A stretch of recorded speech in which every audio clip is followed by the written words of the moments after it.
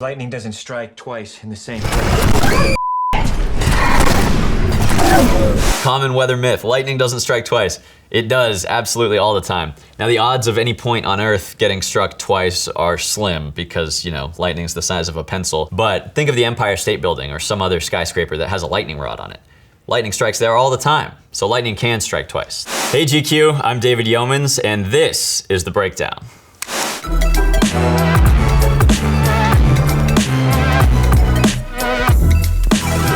First up, the day after tomorrow.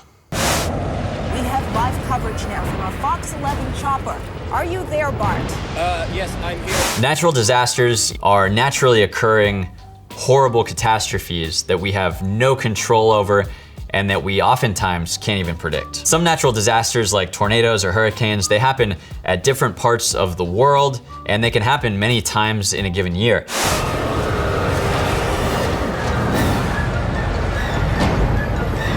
Right off the bat, this is a really spectacular scene, but this part of the movie is taking place in LA. While LA has had some small, weak tornadoes over the past 50 or 60 years, we've never had multiple tornadoes like this in Los Angeles, and we've never had intense tornadoes like these appear to be in Los Angeles. So a tornado is a violently spinning and rising column of air. Typically it happens in a supercell thunderstorm, which is when you have a really intense thunderstorm with all this rising air called an updraft, but then you also have what's called wind shear, which is winds at different heights in the atmosphere blowing different directions and also at different speeds. And if all those things come together just right, you have not only rising air inside of the storm, but you have rising and spinning air inside of the storm. These tornadoes here have more of the appearance of what's called a supercell thunderstorm. So these are the tornadoes that happen in Oklahoma or the Midwest or even parts of Texas. This is where the conditions in the atmosphere are conducive for really intense and spectacular tornadoes. The ones that happen in LA,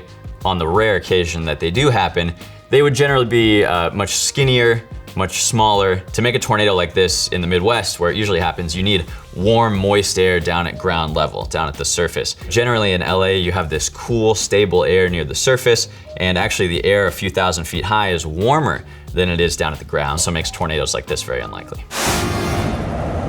We have live coverage now from our Fox 11 chopper. Are you there, Bart? While we have observed multiple tornadoes at once, it's usually just two tornadoes side by side, and that, even in the Midwest or Tornado Alley, is very rare. So seeing something like this in Los Angeles, where they really rarely even get tornadoes, would be pretty unheard of. The most tornadoes I'm aware of happening simultaneously is 3, but it was from an old photograph, and it's quite rare. Tornadoes are so sensitive to their environment, and that's why they never last for that long, usually at least. They need everything to be just right, and if one thing disrupts that, it's gone. You know, you would think it'd be very dangerous to fly a helicopter near a tornado, but they actually do this pretty frequently in places like Oklahoma. A lot of the news stations up there have helicopters, and during tornado outbreaks, they'll put their choppers up in the sky to give their viewers the best view of the tornado. So this can actually be done. It's kind of a common myth, actually, is that mountains protect you from tornadoes or hills protect you from tornadoes. The truth is that tornadoes can happen in mountains and they can happen in hilly terrain. Why we typically think of tornadoes as happening on flat land, that's just because of where Tornado Alley is. It's in the Midwest, in Kansas, Oklahoma, Missouri, and most of that land is flat, but it's not the flat land that causes the tornadoes. It just happens to be where the meteorological ingredients come together. The US has the most tornadoes out of anywhere in the world, and we'll get hundreds of tornadoes every single year, maybe even some that we don't know about because they happen where the radar can't see very well or where nobody actually saw it with their eyes. What you're seeing are 2 actual tornadoes striking Los Angeles International Airport. Wait, it looks like they joined and formed one large tornado. Oh my God! This is unrealistic just from the news perspective because when you're a reporter live on air, you would never be driving and having your photographer in the front seat. Driving is distracting enough. Driving in a tornado is really distracting. 2 tornadoes like this typically don't combine into one. It's not completely unheard of. Their circulations don't necessarily attract each other. If anything, they kind of like to be separated. So when 2 tornadoes come together, they may actually fizzle out entirely because they may kind of counteract one another or mess up the other's environment. Unbelievable, it's huge! I've never seen it. Okay, wait, pause it. There's so much stuff to tear apart in this. So that was a seismograph, which measures earthquakes. So apparently now there's tornadoes causing earthquakes, which is not a thing. Earthquakes are a geological phenomenon that happens underground And tornadoes are an atmospheric thing. They happen up above the ground. Nightmare! Only this is the real thing! If a tornado throws some debris, you know, that's been lofted up in the cloud and then it kind of drops it outside of the wind zone, if you will, that's realistic. That can happen. Something can plop down onto the ground. But if this billboard is getting carried straight up sideways and it creams this guy and takes his body away just like that, he wouldn't have been able to be standing there in the first place, because I know from experience in hurricanes, it's almost impossible for a grown person to stand up in a 60, 65 mile an hour wind or stronger. These violent tornadoes have winds of well over 100 or 150 miles an hour, it looks like. So if they're gonna throw this billboard past him, it is unrealistic that he would just be able to stand there until the billboard crushes him. That destruction of a well-built skyscraper is very difficult for any tornado to accomplish, even an EF5, it's the strongest on the scale. The enhanced Fujita scale, 0 is the weakest on the tornado scale. They have winds of less than 100 miles per hour. EF5 is the strongest, and those have winds of over 200 miles per hour. We've even had Doppler radar measurements of tornadic winds over 300 miles per hour before, which is pretty unheard of. All right, let's fast forward to later in this same movie. So right there, we were looking from space down into a really intense hurricane, probably a category 4 or 5, and the scale only goes up to 5. This is unrealistic because a hurricane is a really warm cored storm. You would never have a hurricane and a snowstorm or whatever's going on here simultaneously in the same place. Hurricanes have really moist, warm air feeding into them, kind of like a tornado. You can't have a cold cored hurricane like this one appears to be.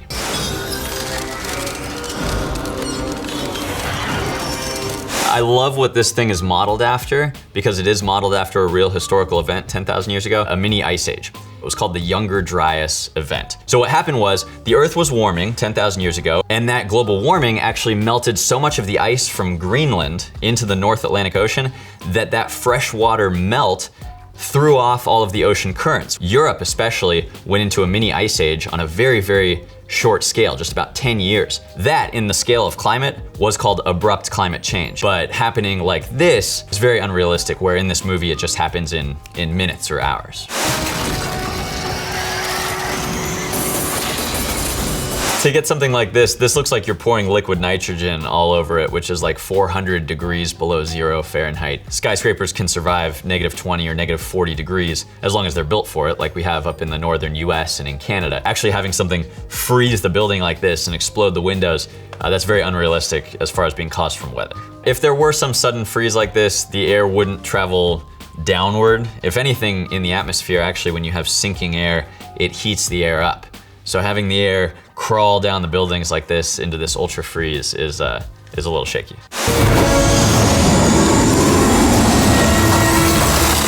So a second ago, we were kind of in the eye of the hurricane. You could see, they call that the stadium effect, where you're looking at this stadium, it's like a football stadium, and you're the player, of clouds around you that are 40 or 50,000 feet high. And that's real for a hurricane, but it's not real for whatever intense freeze this is. The eye of the hurricane like that, you would see the sun and you would see the spectacular ring of clouds around you, but it wouldn't be below 0 like it is here. It'd be really warm, actually. Close the door! Don't let the fire go out!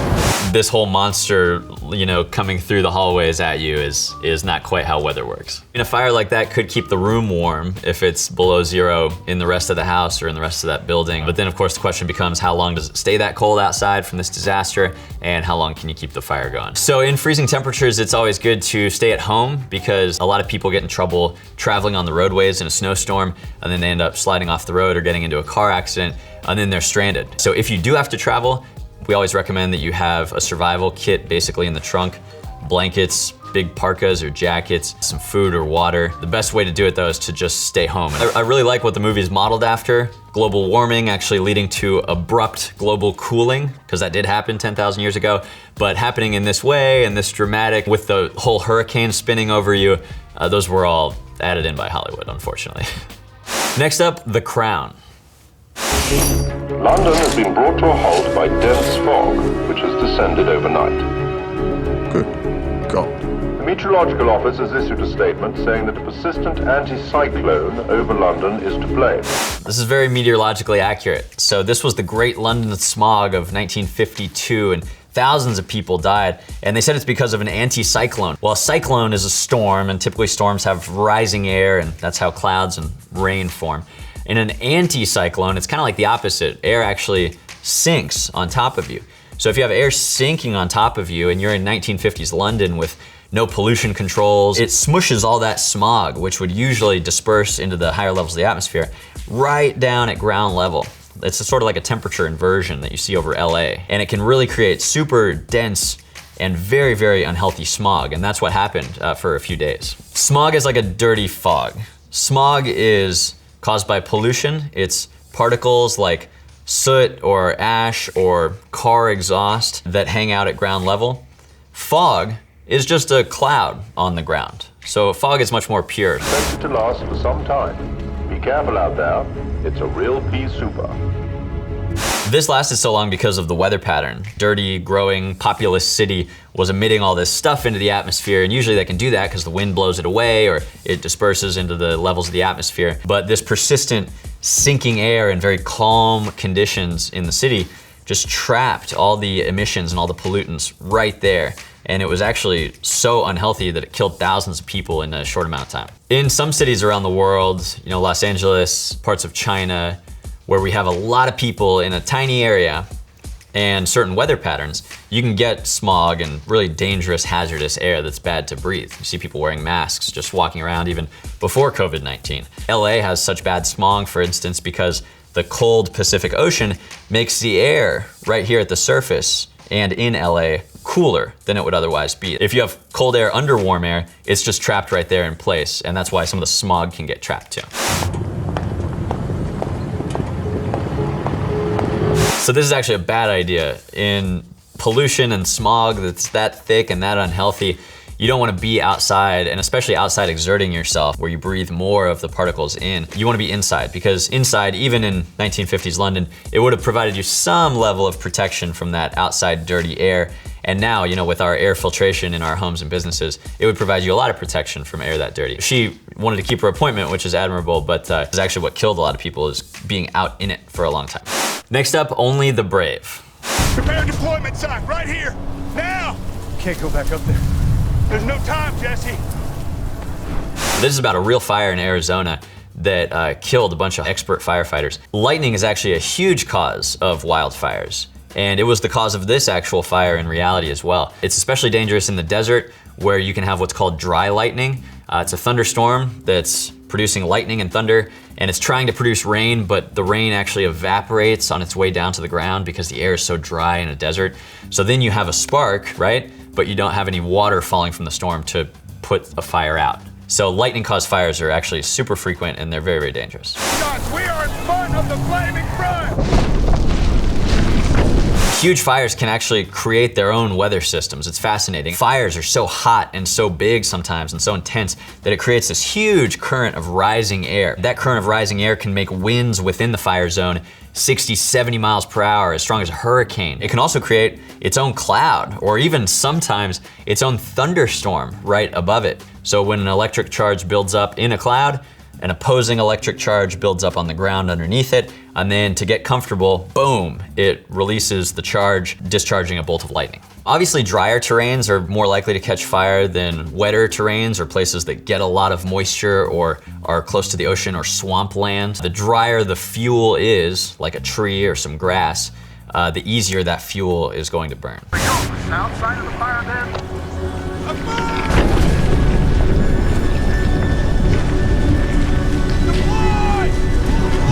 Wildfires can move at 15 miles an hour or even faster in localized areas depending on the wind, and these guys, it's heartbreaking. 19 of some of the best firefighters in the world were killed that day. If you get trapped inside of a wildfire like they unfortunately were, obviously fire is the main issue, but also fires that big can use up all the oxygen in the area, so that becomes a different problem as well. Wildfires produce so much smoke and ash into the atmosphere that it can travel across states, it can travel across countries, continents, and oceans, and it can have a cooling effect because it can block the sun at a certain location, kind of like a cloud is over you. Or if it travels at lower levels of the atmosphere, it can actually degrade the air quality and be dangerous to breathe. Even, you know, we saw an air quality effect in Texas from the California wildfires about less than a year ago, because the smoke, you know, moves throughout the atmosphere. Everything is connected.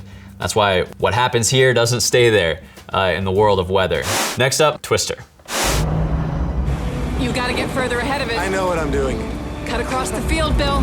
I know I have to get ahead of it. So this was made in the 90s. I mean, this got a whole generation of people into the weather, including me. And the special effects, even from back in the 90s, I think really hold up pretty well today. This looks like a very realistic tornado. You've got debris spinning around on the ground, which is dirt or whatever else is chewed up by the tornado. And then the condensation funnel is basically that tornado itself. It's the cloud that extends to the ground that you see here.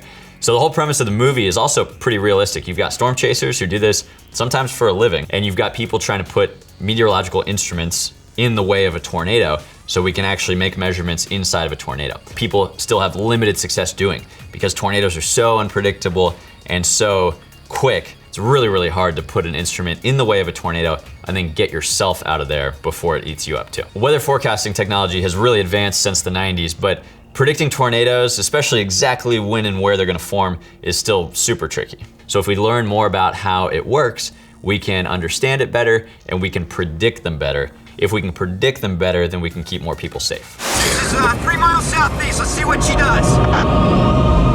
Tornadoes can bend like that. I know it looks kind of wild, but especially what we call a rope tornado, which is this one right here. It's very skinny like a rope from the cloud to the ground. They can kind of meander and wave to and fro, even as tornadoes generally move from southwest to northeast, because that's the way the winds in the atmosphere are generally blowing when it's conducive for a tornado. They can still wobble on that path, which is another reason it's really, really dangerous to chase a tornado and to be that close to it. Coming towards you, Joe.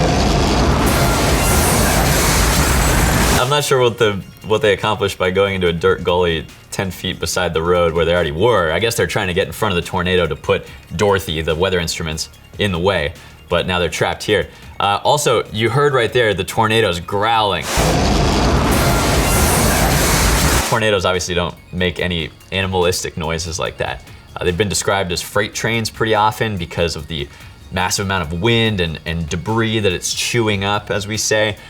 But it's not gonna sound quite like a lion or a tiger like this. You really never know the path that a tornado is exactly gonna take, and that's why storm chasing is still super dangerous. Even with all the technology we have and people who have been doing it professionally for decades, they still die sometimes because they get too close or in the wrong path of the wrong tornado.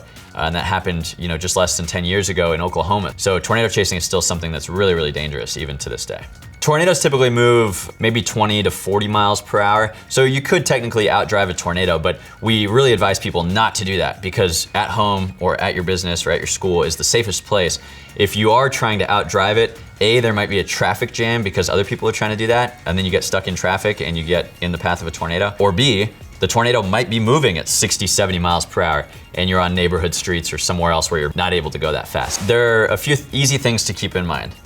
Indoors, in the lowest floor of the building, or ideally underground in a basement if you have one, and away from exterior walls and windows. And the reason for being as low as possible is because if you're on the second or third floor, the winds in a tornado are actually stronger up there because they don't get slowed down by friction with the Earth's surface.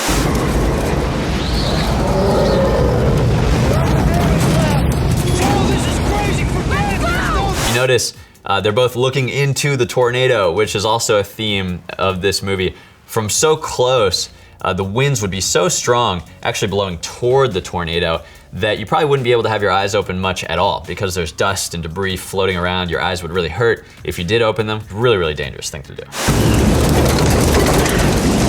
something to grab a hold of! I know! They're actually doing it pretty right. You're supposed to get as low to the ground as possible in a ditch or gully to try to, simulate that underground thing to get out of the wind. The common thing about going under an overpass and wedging your body under an overpass has actually been debunked, and that's a very, very dangerous thing to do. The winds can funnel underneath there and get even stronger. And also, if multiple people try to do that, then you've got a traffic jam and you've got people competing for the same space.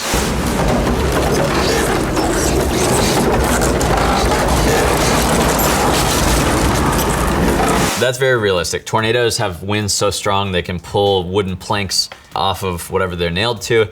Even more impressive than that, it can not only throw nails really, really fast, it can actually throw a plastic straw into a stump of a tree. There's a picture after an EF5 tornado, the strongest on the scale. So really, really powerful stuff. It's really tough to guess based on looking at a tornado how strong it is.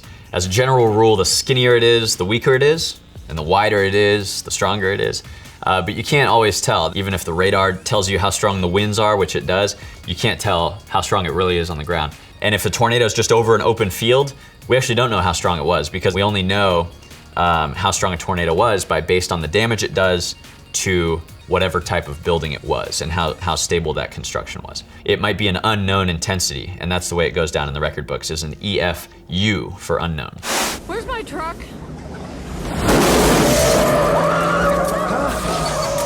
Tornadoes can certainly loft cars and farm machinery like you saw there, but it wouldn't happen as neatly as you saw, just kind of rising up like the resurrection. And it also would be so windy where our heroes are that they would probably get sucked up too. If it can lift a car 10 feet from you, then that delineation between tornadic winds and calm air is not that sharp. It's kind of a blurred line, if you will, of really, really windy stuff. So it can certainly pick up a truck and drop it somewhere else. It could even drop it farther away than this. Tornadoes can also disappear at the drop of a hat like that. They're super sensitive to their environment. So if something stops or if something goes amiss in the environment, the tornado can just disappear like that. Next up, the Wolf of Wall Street. We might run into some chop. Chop? We could handle chop, right? I mean, it's a 170-foot yacht. This movie's crazy. So this is actually, everything in this one, as far as I can tell, is quite realistic. This is based on a true story, not only after the actual Wolf of Wall Street in the 90s, but this exact situation. And the captain actually had some reservations because there was, according to the weather forecast, supposed to be a small storm and some chop, as they called it. And then they got into some trouble. Chop is just rough waters on the ocean. So if you're in a 170-foot yacht, you can handle some chop. Chop is like 1 to 3 foot seas or maybe 5 foot seas, how big the waves are. But what they get into is not chop. It's, you know, deadly, terrifying seas that no private yacht like this could survive. Storms at sea, we don't obviously have weather instruments, we don't have weather stations positioned around the ocean. So at sea, we rely more on satellite data. So the satellites are orbiting the Earth, so it can see all of the clouds, it can even detect the winds at the surface, and it does so actually by detecting the wave height on the surface and using complex math to derive how strong the winds are to get waves that height. So this type of storm is actually called a mistral, and it happens in the Mediterranean Sea. And what happens is something causes the wind from the Alps to rush down through the Alps and across the Mediterranean toward Africa. And these winds can get really, really strong, and they're actually quite hard to predict even to this day. Mistrals are more of a localized effect. They happen when hot air rises to the south of the Mediterranean Sea, so air rushes in to fill the void, and you get really strong winds blowing across the Mediterranean Sea. So it's a totally different phenomenon. It's not swirling like a hurricane is, and it's a smaller scale feature than a hurricane is too. Wait! A 20 feet high building! Turn around, let's go the other way! You could have 20-foot waves from hurricane force winds for sure. And the waves in an event like this, as strong as it was, can be 50 feet or even higher. You probably wouldn't have the moon at all, so it wouldn't be this bright at all. You'd be in the middle of a storm and clouds, and it'd be quite dark outside. You wouldn't be able to see the ocean as well as we can see it here. Now, yachts like this do have really powerful headlights, basically, and also side lights and backlights, so they can light up the immediate area around them, but we wouldn't be able to see the whole ocean like this. That's kind of for effect, I think.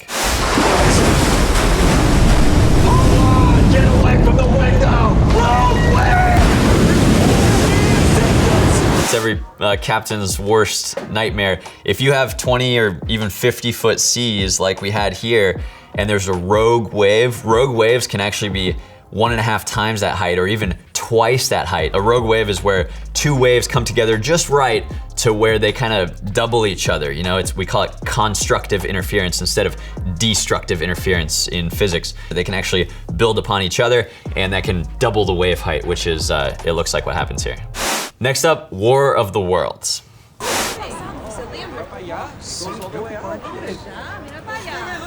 This is one of my favorite things about weather is, you know, in our age of digital distractions and phones always in front of our faces, weather has the power to make everybody stop what they're doing.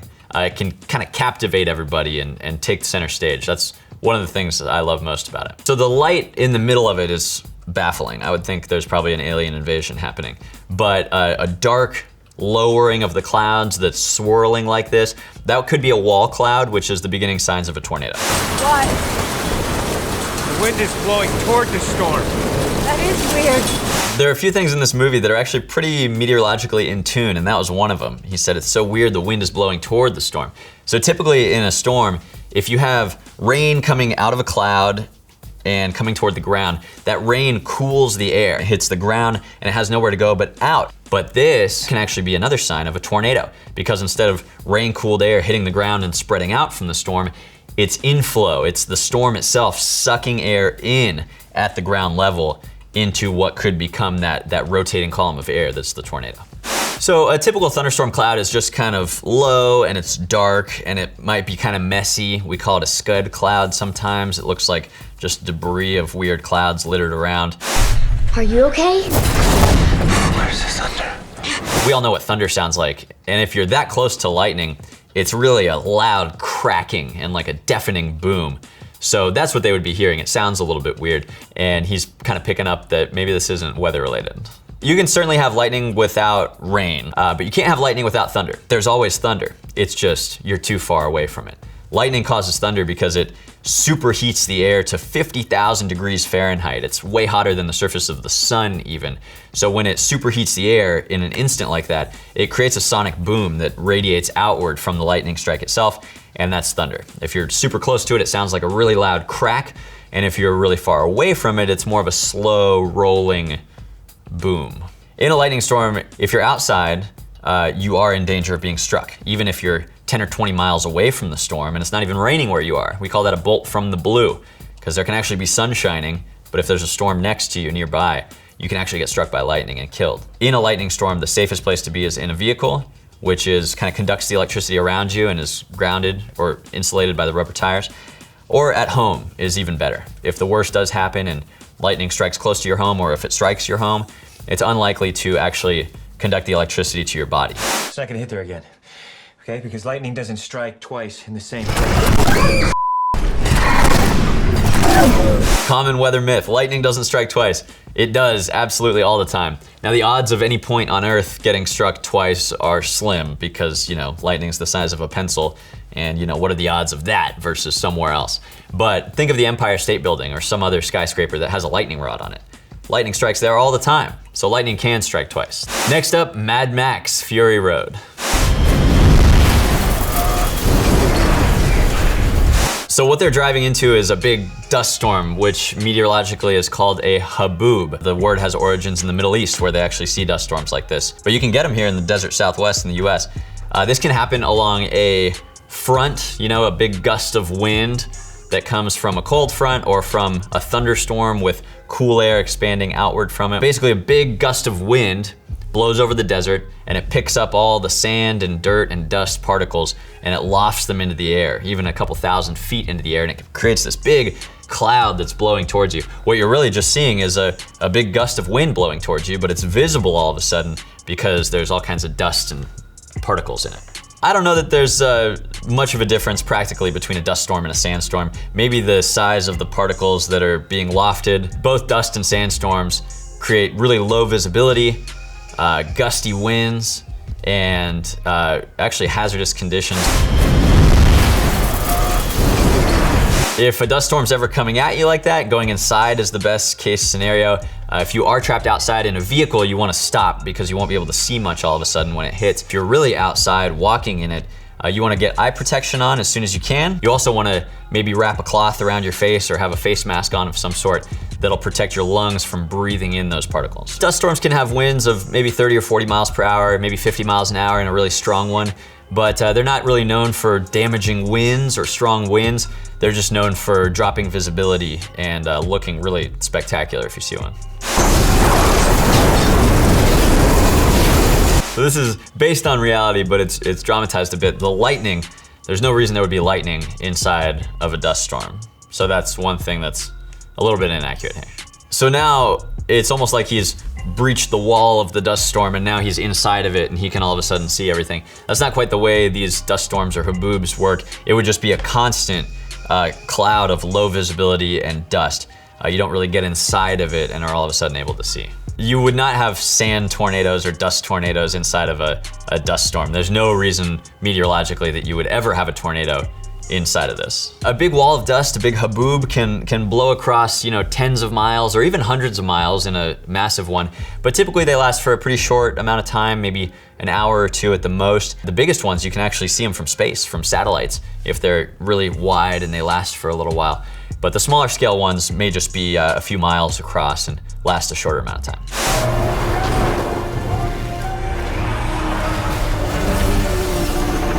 This is one of the more unrealistic dust storms I've seen in Hollywood movies. When they were driving outside of it toward it, it did look realistic with a big, high and massive wall of dust.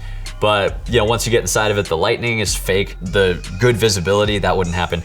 And once you get inside of it, these massive tornadoes, that would not happen either. Probably one of the more accurate things here is that there can be this reddish or orange hue to the dust itself. It just matters about what color the land is or what color the dust is that strong wind is picking up. It looks like it's illuminated by the sun here, which wouldn't be the case, just because of the low visibility caused by the dust cloud itself. Next up, the impossible.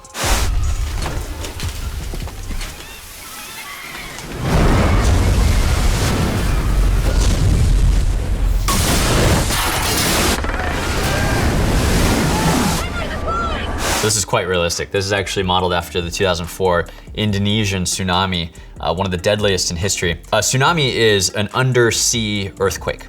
So in an earthquake, two pieces of land along a fault line in between them are either displaced sideways or vertically.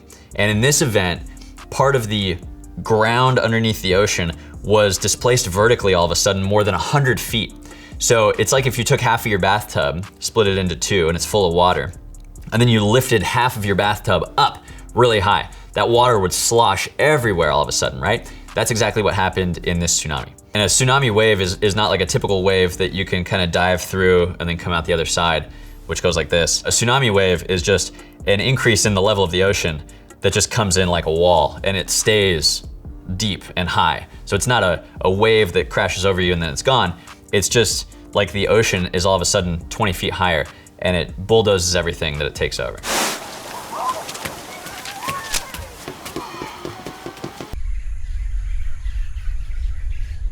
So before a tsunami happens, oftentimes they say that the animals know or the birds may be flying away. But what you're seeing here is actually, it looks like the wind was blowing out toward the sea. The ocean can often retreat in advance of a big tsunami wave, and that actually has a deadly effect. All the tourists here in Indonesia or wherever the tsunami may be flock out to the ocean, and they even walk in the seabed because this is so cool, the ocean's disappearing, what's going on? But the ocean is only drawing out to come back in a major destructive, deadly way, and that's what we're seeing here. Predicting a tsunami is as hard as predicting an earthquake. There's actually this tsunami warning center for the whole world that operates out in the Pacific, and all they do is monitor earthquakes that happen on the ocean bed or anything close to the ocean bed that could potentially cause a tsunami. So if there's an earthquake detected that they think could cause a tsunami, they'll issue a tsunami warning for the affected coasts. And in this case, folks did not have much warning at all.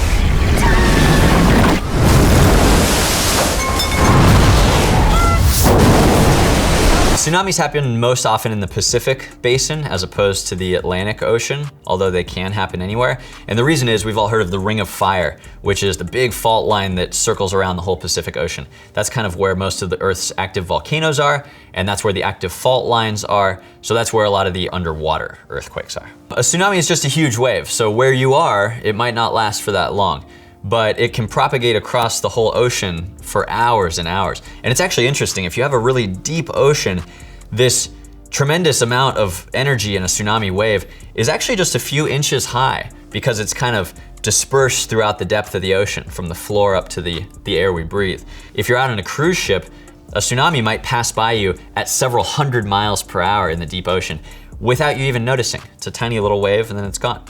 But as it approaches land, it slows down and it builds up higher and higher because the sea gets shallower. So the tsunami, when it hits shore at a shallower ocean bed, they can be 20 feet high, 40 feet high, or even over 100 feet high in the worst tsunamis. So, a big wave crashing into a hotel like this is absolutely realistic.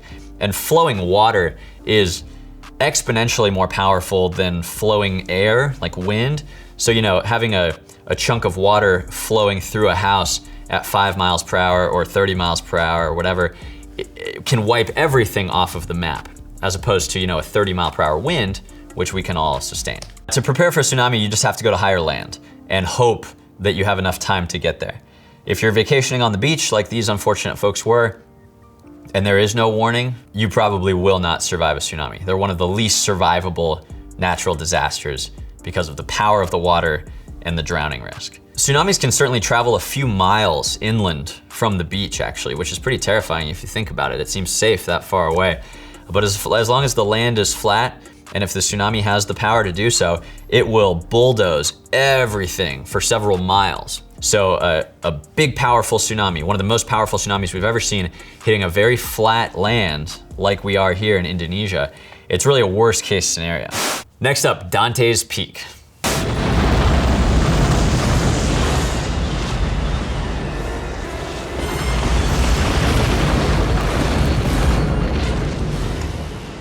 Great movie, I think it's a lot of fun. And it also holds up pretty well today, even though it's a little older. Special effects are cool. The volcano science seems pretty realistic to me. What we're seeing right here is the volcano kind of blowing its top. So all the hot magma and gases that are built up inside of the earth, typically, they, for one reason or another, are exploding out of the top of this mountain. So that right there is the pyroclastic cloud. It's a cloud of super hot gases from inside of the earth, and also ash and lava and pieces of rock and all kinds of stuff. It can rise actually at 400 miles per hour and even expand outward at several hundred miles per hour. If the volcano is hot enough and powerful enough, it can actually rise so high into the sky and for so long, it can actually create a huge thunderstorm cloud with particles bumping into one another really fast, create electricity, and actually create lightning. Like most natural disasters, geologists and volcanologists try to predict when a terrible volcano is gonna happen. And that's actually the premise of this movie. We're still trying to do that. Now, there are some markers in the field of geology that can tell you that a volcano might be coming, but we still can't predict with any accuracy when or how bad a volcanic eruption is gonna be.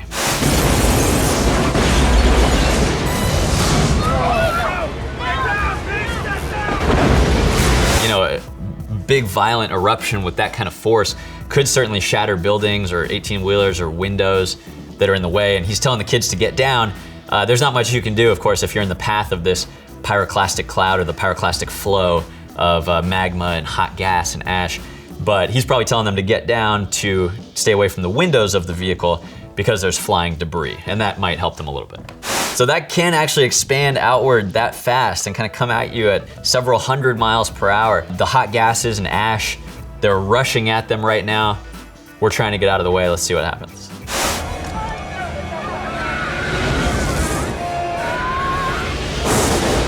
I don't think they'd be able to outdrive this hot cloud of gases and ash coming at them. When they're racing through the town here, it looks like they might be going like 40 or 50 miles an hour, and you know, the force of a volcano can certainly expand outward faster than that, so they might be in trouble here. Driving into a tunnel or a mine shaft like that might provide you some protection from the debris and from what's going on outside, but you know, the direction of the volcanic eruption is still going into that tunnel the same way they drove as well, so I'm not sure they'd be able to survive that even in there. Next up, crawl.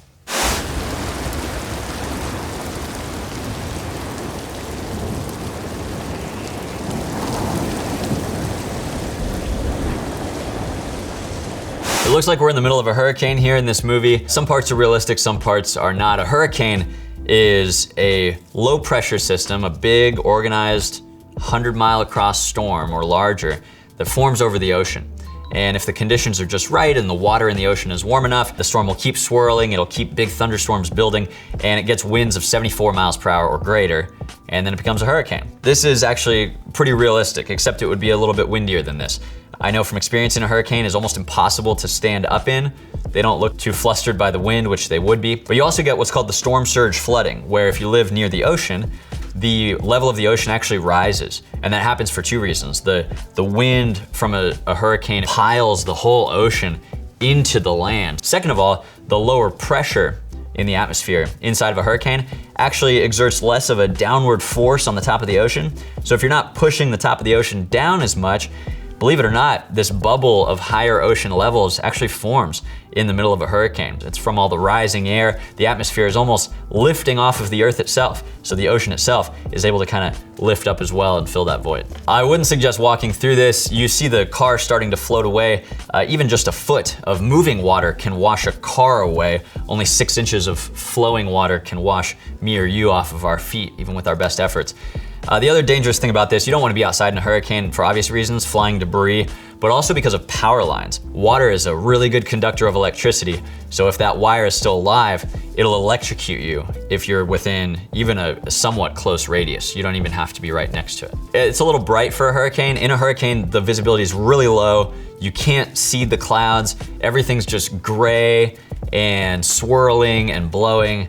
You don't have visibility of the cloud bases or of any bright spots from the sun like you see here. To prepare for a hurricane, if you live near the coast, because remember they only form over the ocean, it's good to have a few days supply of food, water, and a backup generator if you can, to run some basic parts of your home, like maybe the air conditioner or lights, things that you need to survive. Of course, if a really powerful hurricane is coming, officials will issue a voluntary evacuation where you can leave if you want, or a mandatory evacuation if it's really dangerous, where you have to leave and it's actually a crime to stay.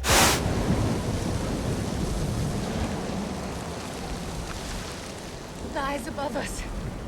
Yes, this is being in the hurricane eye. I've only been in a hurricane eye at night. If you're in the eye of a hurricane in the day, that's kind of a storm chaser or a meteorologist's dream because you get this spectacular visibility. It is completely calm. There's no wind or just a light breeze.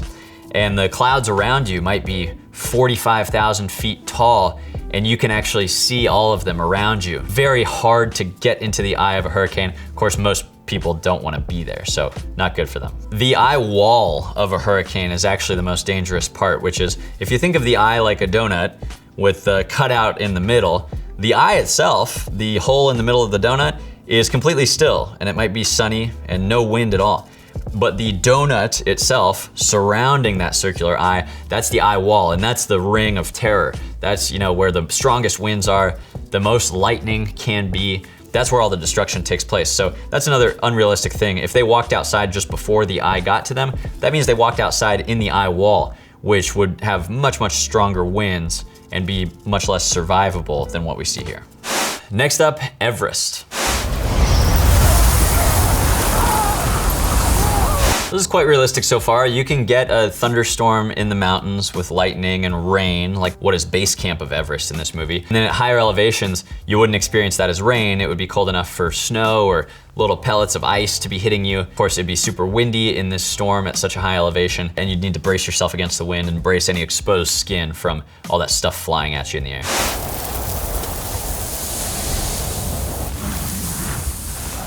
And this is what's less realistic. If you're climbing Mount Everest or in any high alpine environment, you don't want any of your skin exposed. In an environment like this, the wind chill is constantly well below zero. It could be 80 below zero, which will give your exposed skin frostbite in just minutes. And also your eyes. You would never uncover your eyes, whether it was sunny up there or stormy up there.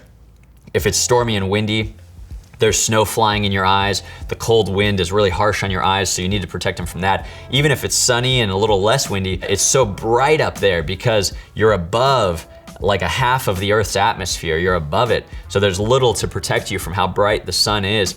Also, you've got a huge mirror under you and all around you. That's snow. So you can actually go snowblind, they call it, if you're not wearing really good sunglasses or really good goggles. So in meteorology, the term ice storm actually refers to freezing rain, which is not quite as exciting as this.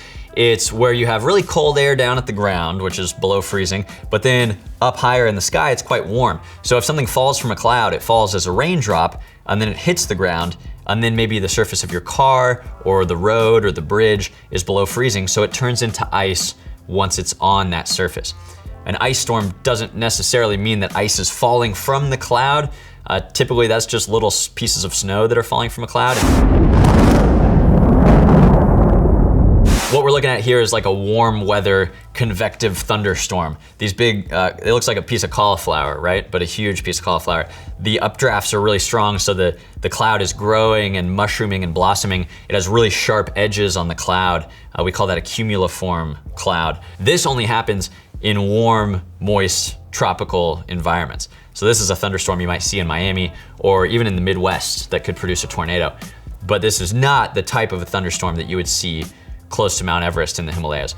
You can get lightning in a mountain thunderstorm, even that high, but it won't be as common. And most storms that you'll get on Mount Everest, they don't look anything like this. They're not pretty and have sharp edges that you can see coming. They're kind of just like a blob of gray coming at you. Doug, I'm gonna go to the summit to get oxygen. Okay, I'm gonna find oxygen. If you're climbing a mountain like this, just the willingness to turn around is how I would suggest preparing for Mount Everest type of storms. People have gotten in trouble when they're stubborn and there's a storm coming and they're 100 yards from the summit. But you know, 100 yards at 29,000 feet elevation takes you a while because you gotta walk really, really slowly. The willingness to turn around is a good survival tactic, I think, on Everest. Lightning and thunder are much more rare with snowstorms. That's why when you get what's called thunder snow, it's a really exciting thing for meteorologists. Typically, lightning and thunder are more of a warm weather thunderstorm occurrence. So there has been lightning on Mount Everest before. It's more likely down at base camp than it is on the summit. But you know, on a storm like this, they're showing frequent lightning and what looks like a summer day thunderstorm. It just wouldn't quite be like that. Thank you guys so much for watching these clips with me. I had a blast. This has been my lifelong passion, so this is really what gets me excited, and hope you enjoyed it as well. We'll see you next time.